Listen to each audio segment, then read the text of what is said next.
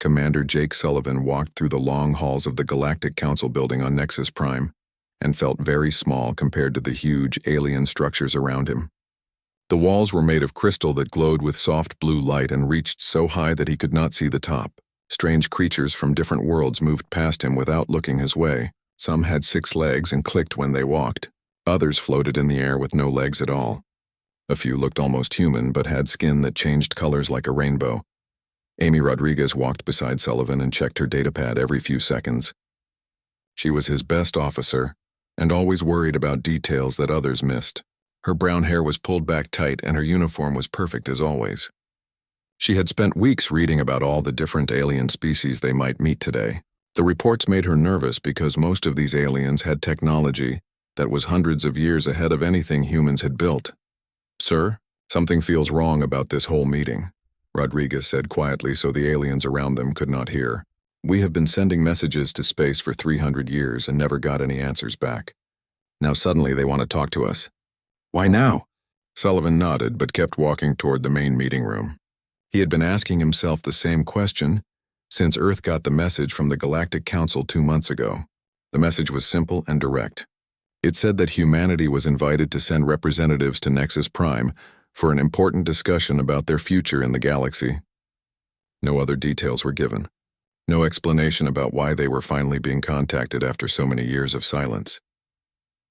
The main meeting room was enormous and filled with beings that Sullivan had never imagined could exist. In the center was a large circular table that seemed to be made from a single piece of black stone. Around the table sat the leaders of the most powerful civilizations in the galaxy. The Zephyrians looked like giant insects with sharp claws and wings that buzzed softly. Their leader wore a crown of metal that had tiny lights blinking on it. The Velakari were tall and thin with blue skin that seemed to glow from inside. They had large black eyes and never seemed to blink. The Korthak delegation looked like huge lizards that walked on 2 legs. Their skin was covered in scales that changed from green to brown as Sullivan watched. A tall alien with silver skin and 4 arms stood up when the humans entered the room. This was High Archon Veltar of the Zephyrian Empire. He had requested this meeting and would be the one to explain why humanity was finally being acknowledged by the galactic community. The Archon's voice came through a small device that translated his words into English. "Humans of Earth," the Archon began, "you have been brought here today because of a serious problem that affects your entire species. For 3 centuries, your world has been surrounded by an energy barrier that prevents you from leaving your solar system. This barrier also prevents any other species from visiting your world. We did not build this barrier. We found it when we first discovered your planet many years ago." Sullivan felt his heart start beating faster. A barrier around Earth? That would explain why no human space missions had ever made it past the edge of the solar system. Every time they tried to send ships to other stars, something went wrong. Equipment failed or ships just disappeared without any radio contact. Earth scientists had blamed technical problems or bad luck. They never imagined that an invisible wall was keeping them trapped in their own backyard. Amy Rodriguez was writing notes as fast as she could. This information would change everything humans thought they knew about their place in the universe. She looked up at the Archon and asked, "Who built this barrier and why?" The Archon's mandibles clicked together several times before he answered. "The barrier was built by a race called the Precursors. They disappeared from the galaxy millions of years ago. We believe they put the barrier around your world to protect you from the rest of us. Your species was classified as a developmental civilization that needed time to grow without outside interference." A Velakari female with long white hair that floated around her head like she was underwater stood up next. Her name was Empress Zaritha, and she was known throughout the galaxy for her ability to read thoughts. When she spoke, her voice sounded like music. "The barrier has been weakening for the past 50 years. Our scientists believe it will fail completely within the next 10 years. When that happens, your world will be exposed to the galaxy for the first time in your history." Sullivan tried to process what he was hearing. Humanity had been living in a cage without knowing it. Now the cage was breaking, and they were about to be thrown into a galaxy full of alien civilizations that had technology far beyond anything Earth possessed. "What does this mean for my people?" he asked. The Korthak general, a massive reptile with scars across his face, stood up and growled something in his own language before the translator converted his words. "It means your species will need to choose sides quickly. When the barrier falls, Every empire here will want to claim your system for its resources. Earth has rare minerals and a perfect location for military bases. Your people cannot defend themselves against our fleets. Rodriguez felt her stomach drop. She had suspected that this meeting was not about welcoming humanity into some peaceful galactic community. The military leaders around the table were not here to offer friendship. They were here to discuss how to divide up Earth once humans could no longer be protected by the ancient barrier. Captain Lisa Harper was monitoring the meeting from orbit aboard the human ship Endeavour. Through her ship's sensors, she could detect massive energy readings coming from all directions around the Nexus Prime system. Every major empire had brought warships to this meeting. The humans had brought one small exploration vessel. She sent a coded message back to Earth warning them to prepare for the worst possible outcome from these negotiations. High Archon Veltar continued speaking, and his words confirmed Harper's fears. The Galactic Council has decided that humanity will be given a choice. You can voluntarily accept protection from one of our empires in exchange for mining rights and military bases on your worlds. Or you can try to remain independent and face the consequences when multiple empires decide to take what they want from your system by force. Sullivan realized that humanity was not being invited to join the galactic community as equals. They were being told to surrender to alien rule or face invasion and conquest. The barrier that had protected Earth for so long was failing, and there was nothing humans could do to fix it. Their primitive technology could not even detect the barrier, much less repair it. In just a few years, Earth would be completely vulnerable to alien fleets that could destroy human civilization without much effort. Empress Zaritha looked directly at Sullivan, and he felt something strange in his mind, like someone was gently touching his thoughts. Your species has potential that the others do not recognize, she said softly. But potential means nothing if you cannot survive long enough to develop it. Consider your options carefully, Commander Sullivan. The decision you make here today will determine whether humanity has a future among the stars, or becomes a footnote in galactic history. Dr. Ryan Brooks stood at the edge of a massive crater on the dead world of Keranos 7th and stared down at ruins that should not exist. The planet had no atmosphere and no life, but buried deep in the rock were structures that looked older than anything he had ever seen. The metal was black and seemed to absorb light instead of reflecting it. Strange symbols covered every surface, and they glowed with a faint purple, light that hurt his eyes when he looked at them too long.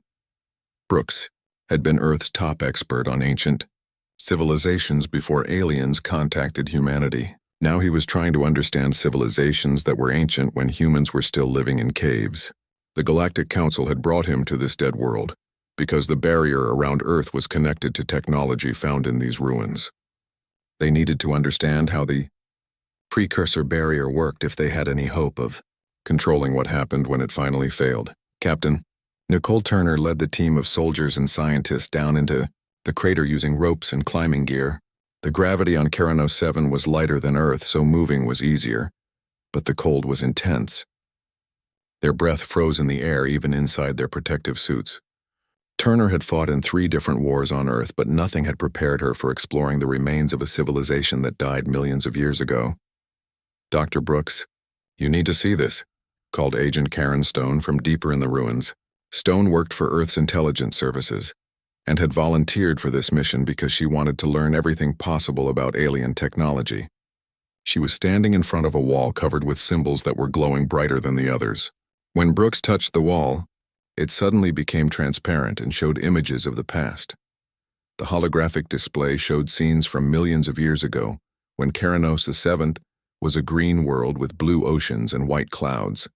Tall beings with pale skin and silver hair lived in beautiful cities that seemed to grow from the ground like plants. These were the precursors, and they appeared to be peaceful, people who spent their time learning about the universe and helping other species develop their own civilizations. Alex Carter was working on the other side of the ruins, trying to understand how precursor machines operated. Carter was one of Earth's best engineers and had been chosen for this mission because of his ability to figure out how complex systems worked. The precursor technology was far beyond anything humans had created, but Carter could see patterns in how the machines were designed. They seemed to be built to last forever, and to operate without any maintenance or outside control. The barrier around Earth is just one small part of a much larger system, Carter explained to the team through his radio. These machines are connected to similar installations throughout the galaxy. The precursors built a network that could monitor and protect thousands of different species at the same time. Turner found more holographic displays deeper in the ruins and activated them by touching symbols that felt warm even through her gloves. The new images showed what happened to the precursors and why their civilization disappeared. War had come to the galaxy millions of years ago when younger species began to develop space travel and weapons. Instead of working together, these species fought each other for territory and resources. The precursors tried to stop the fighting by sharing their advanced technology and offering to help mediate disputes between different species. For a while this worked and there was peace in the galaxy, but some species became jealous of precursor knowledge and wanted to take their technology by force. Others believed that the precursors were trying to control them and prevent them from expanding their own empires. Stone discovered records that showed the final days of the precursor civilization. The same species that the precursors had tried to help turned against them and began attacking precursor worlds. The ancestors of the current galactic empires had worked together to destroy the peaceful race that had given them so much. The Zephyrians, Velikari, Korthak, and dozens of other species had united for the first and last time in galactic history to completely eliminate the precursors. They were betrayed by everyone they tried to help, Brooks said as he watched the holographic records of burning precursor cities. The precursors knew they were going to lose the war, but they had time to prepare for what would happen after they were gone. The final displays showed how the precursors had spent their last years building hidden systems throughout the galaxy. They knew that the species destroying them would eventually turn on each other once the precursors were gone. Without anyone to guide them toward cooperation, the galaxy would become a violent place where the strongest empires would dominate the weak. The precursors wanted to give peaceful species a chance to survive and eventually create a better galactic civilization. Carter made a shocking discovery when he managed to access the main precursor computer system in the ruins. The barriers around developing worlds like Earth were not just meant to protect them from outside interference. They were also meant to give these species time to develop the mental and moral qualities needed to inherit precursor technology. The barriers would only fail when a species reached a certain level of development, both technological and social. Humanity is not just another species that the precursors decided to protect, Carter reported to the team. We were specifically chosen to be their inheritors.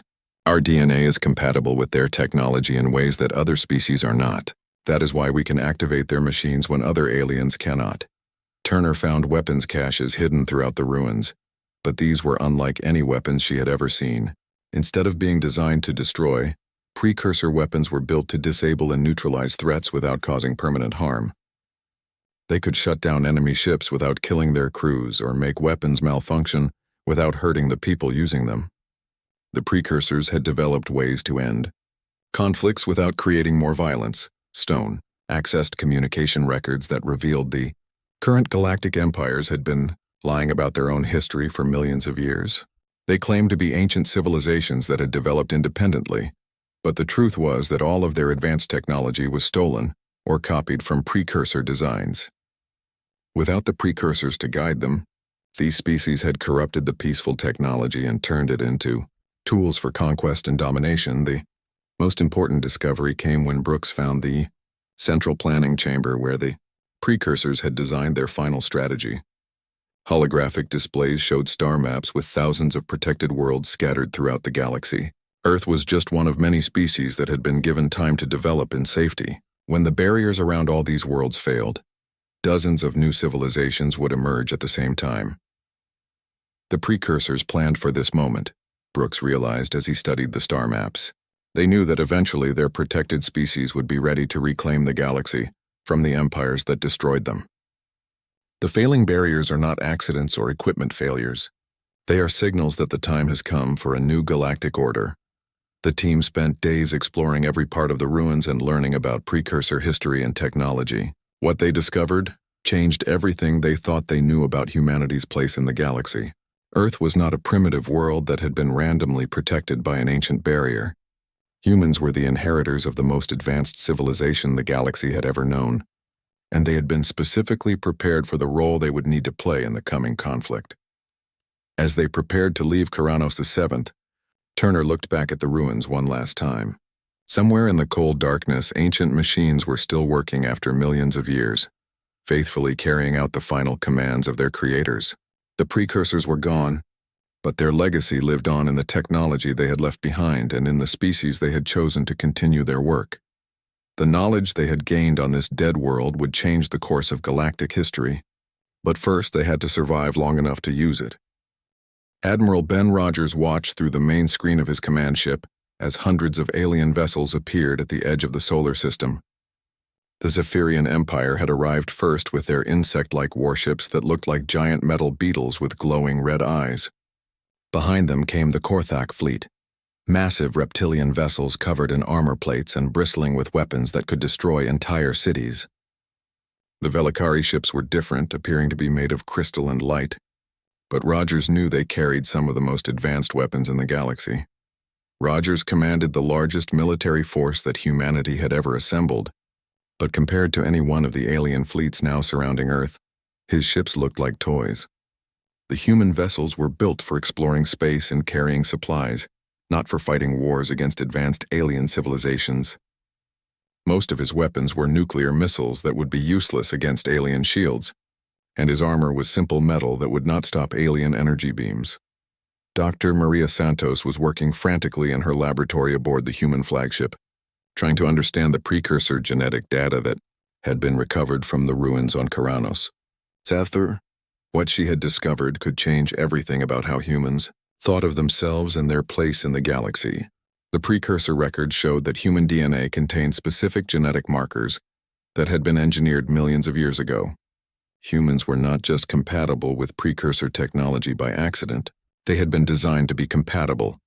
"Admiral, I need to speak with you immediately," Santos called Rogers over the ship's communication system. She had been working without sleep for 3 days since the alien fleets arrived, and her discovery could not wait any longer. Human beings are not entirely natural. The precursors modified our ancestors to ensure that we would be able to use their technology when the time came. We are their backup plan for reclaiming the galaxy. Colonel Steve Martinez was leading ground forces on Earth as reports came in of alien landing parties on dozens of worlds throughout human space. The aliens were not interested in conquest yet. They were searching for something specific, and Martinez suspected it had to do with the precursor ruins that had been discovered on several planets in the solar system. Earth's moon, Mars, and even some of the larger asteroids contained hidden precursor installations that had been dormant for millions of years. Martinez's soldiers were trying to reach these installations before the aliens could claim them. But it was like racing against time with impossible odds. Every alien soldier was equipped with advanced weapons and armor that made them nearly unstoppable. A single Zephyrian warrior could fight dozens of human soldiers and win. The Korthak troops were even worse, using energy shields that stopped human bullets and plasma, weapons that could cut through tank armor. Like paper engineer Tony Williams had been assigned to work with the precursor command systems that were beginning to activate all over human space. Williams had always been good with computers and machines, but precursor technology was unlike anything he had ever encountered. The machine seemed to respond to his thoughts as much as his hands. When he touched the control surfaces, information flowed directly into his mind without him having to read displays or interpret data. "The precursors left us more than just defensive barriers," Williams reported to Admiral Rogers. "There are weapons platforms hidden throughout the solar system, construction facilities that can build ships faster than anything we have now, and even automated defense fleets that have been waiting for activation codes that only humans can provide." The first major battle began when a Zephyrian strike force tried to capture the precursor installation on Luna. Colonel Martinez led the defense with everything he had, but human weapons were barely scratching the alien assault vehicles. Just when it looked like the installation would be lost, Williams managed to activate a precursor defense system that had been dormant under the lunar surface for millions of years. The ancient weapons that emerged from hidden bunkers were unlike anything any of the combatants had ever seen. Instead of trying to destroy the Zephyrian vehicles, the precursor system simply shut them down. Engines stopped working, weapons powered off, and life support systems switched to minimum settings. The Zephyrian soldiers found themselves trapped in their own vehicles, unable to fight but also unharmed. Rogers realized that this was the key to defeating the alien fleets.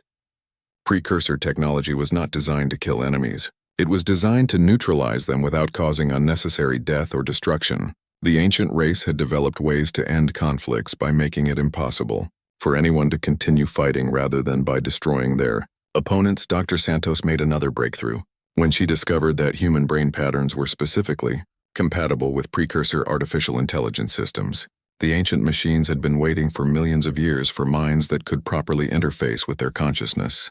When humans connected with these systems, they gained access to knowledge and capabilities that had been accumulated over millions of years of galactic history. The Velakari Empress Zaretha was the first alien leader to recognize what was happening. Her telepathic abilities allowed her to sense the awakening of ancient minds within the precursor technology. She contacted Admiral Rogers directly through mental communication and offered to ally with humanity against the other empires that were trying to claim human space.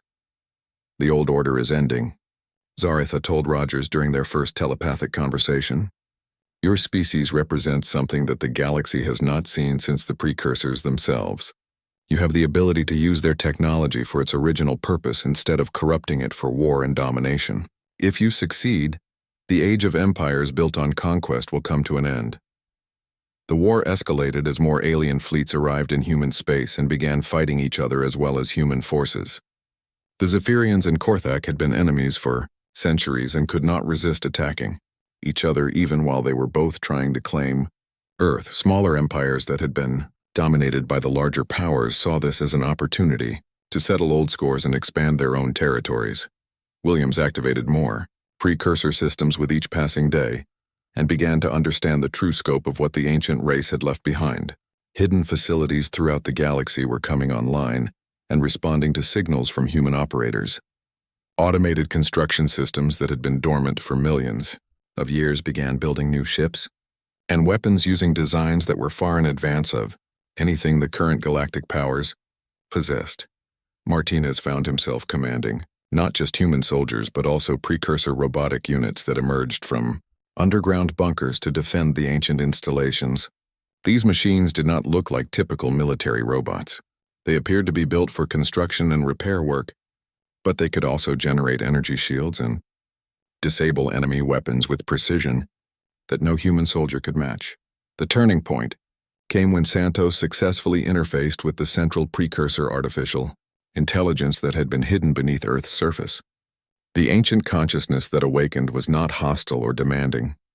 Instead, it was patient and wise, like a teacher who had been waiting a very long time for students who were ready to learn. We knew this day would come, the precursor intelligence told Santos through direct mental communication.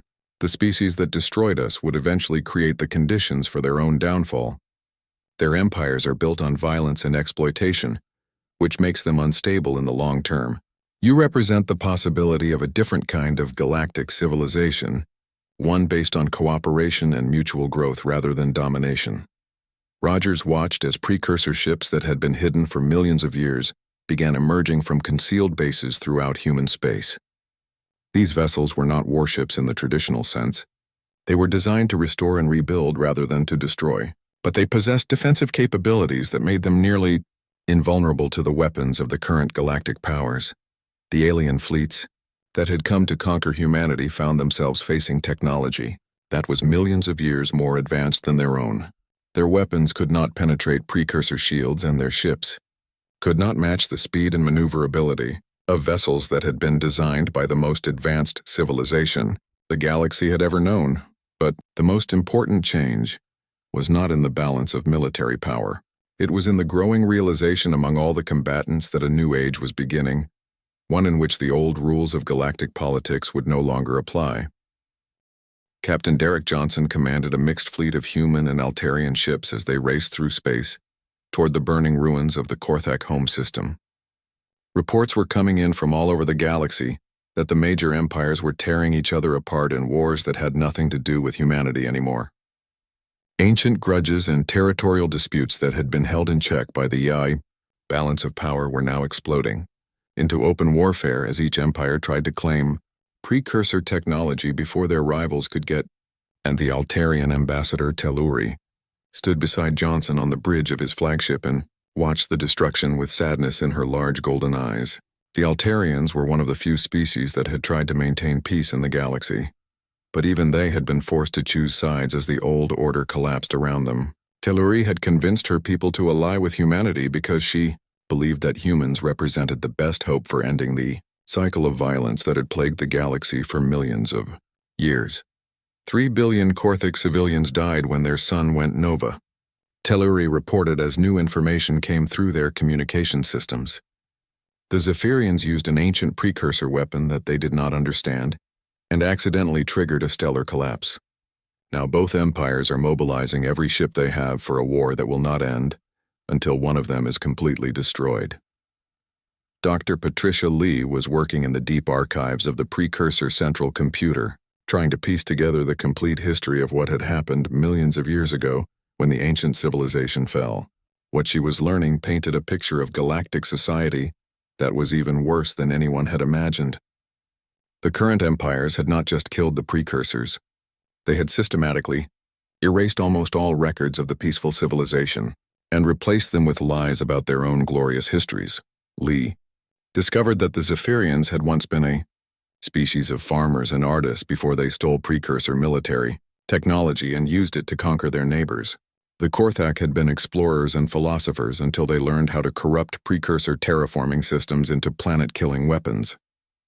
Every major empire in the galaxy had built their power on stolen technology that they had twisted away from its original peaceful purposes.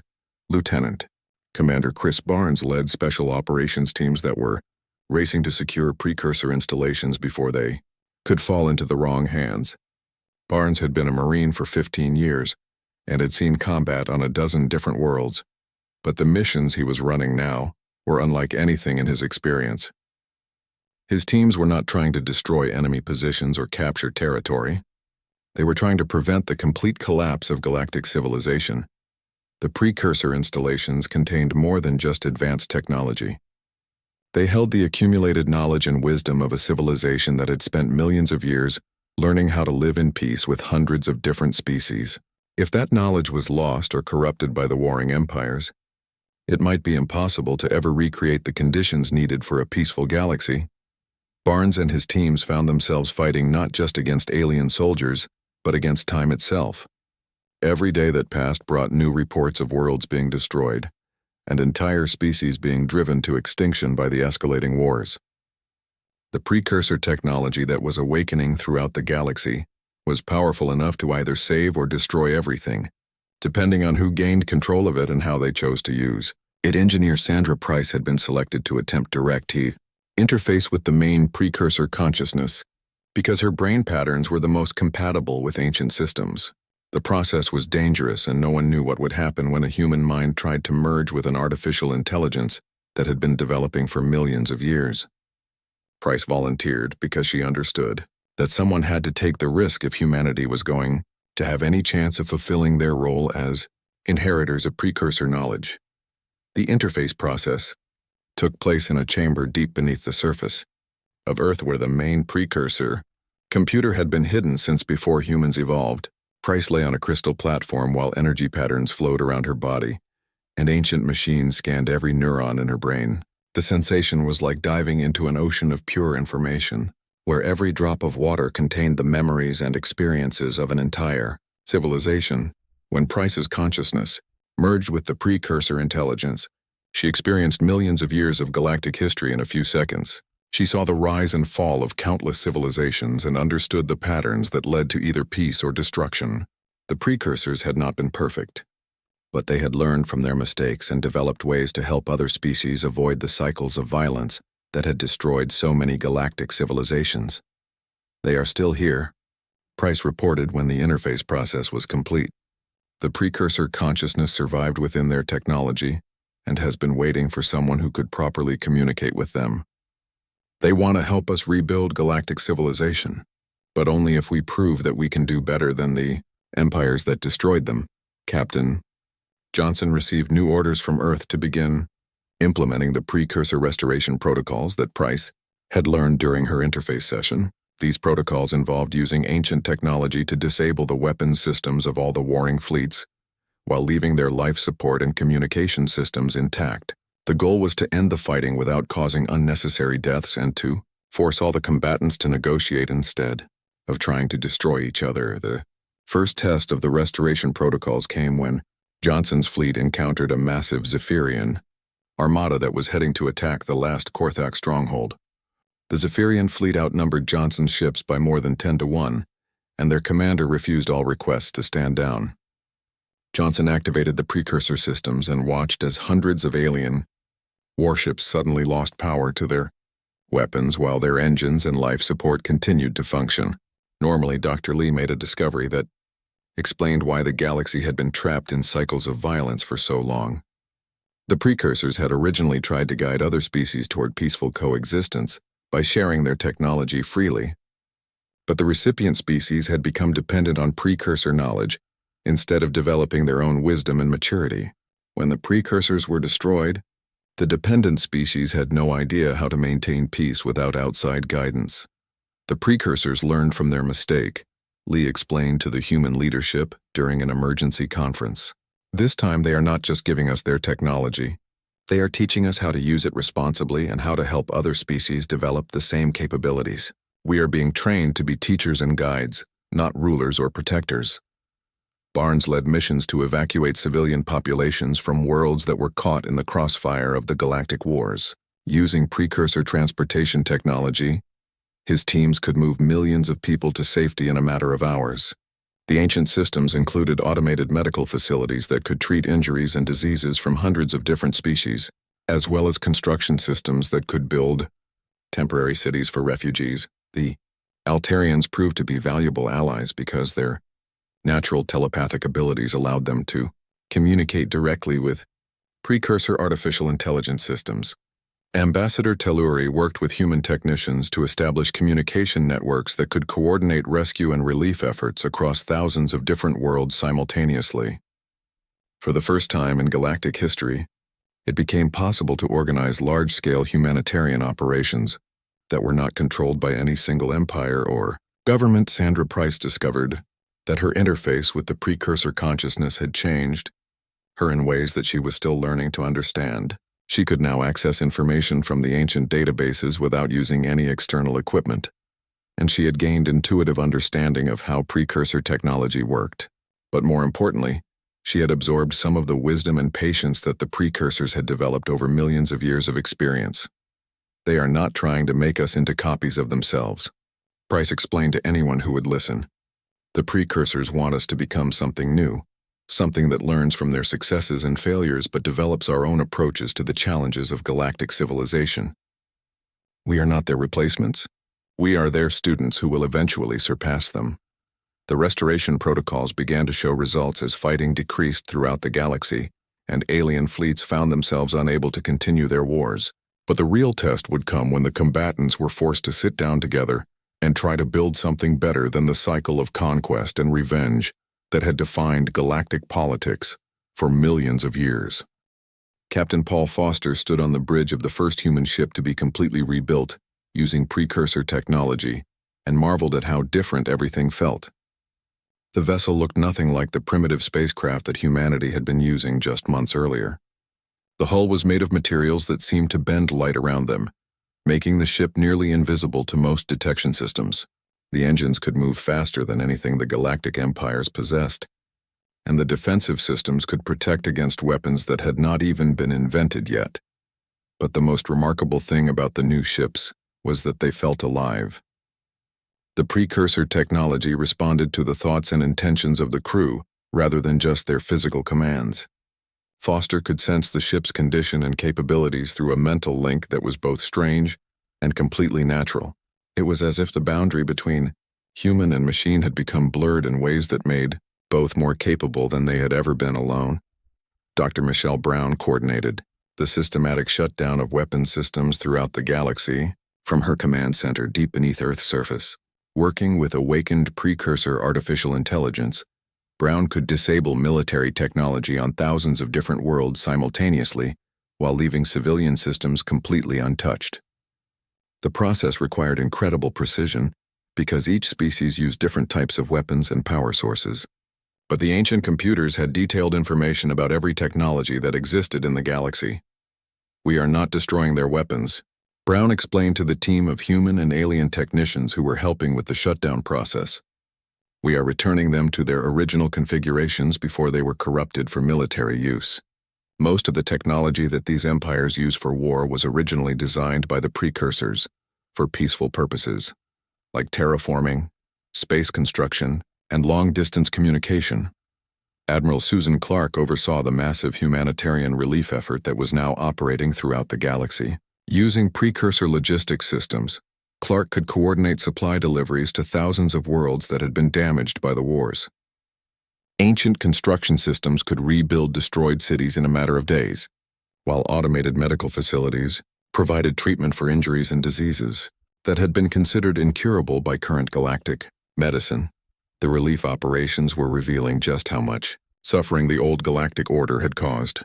Billions of beings on countless worlds had been living in poverty and oppression, while the major empires spent their resources on weapons and conquest. Now that precursor technology was being used for its original purposes, it was possible to provide food, shelter, and medical care for every sentient being in the galaxy.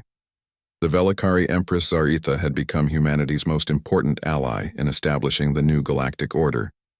Her telepathic abilities allowed her to communicate directly with the precursor consciousness and to serve as a translator between human intentions and alien understanding. Zaritha worked with human leaders to design new forms of government that would prevent any single species or empire from dominating others.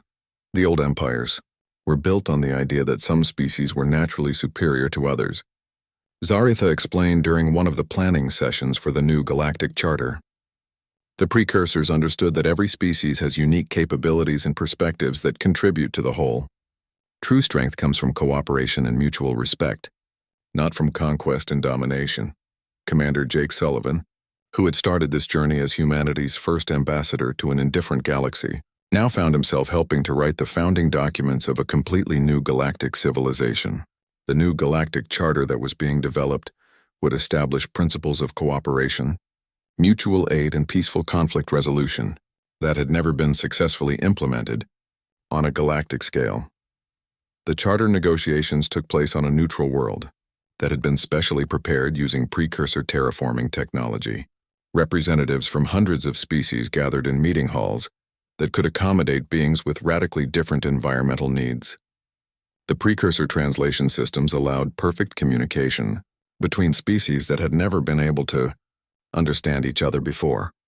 Engineer Tony Williams supervised the restoration of damaged worlds using precursor environmental systems. Planets that had been strip-mined or poisoned by industrial pollution could be healed in a matter of months using technology that worked with natural ecological processes rather than against them. Williams discovered that the precursors had developed ways to enhance the natural beauty and productivity of worlds, rather than simply exploiting their resources. Every world we restore becomes more beautiful and more capable of supporting life than it was before, Williams reported to the Restoration Council. The precursor technology does not just fix damage. It improves on the original design in ways that benefit all the species that live there. The transformation of galactic society was not without challenges.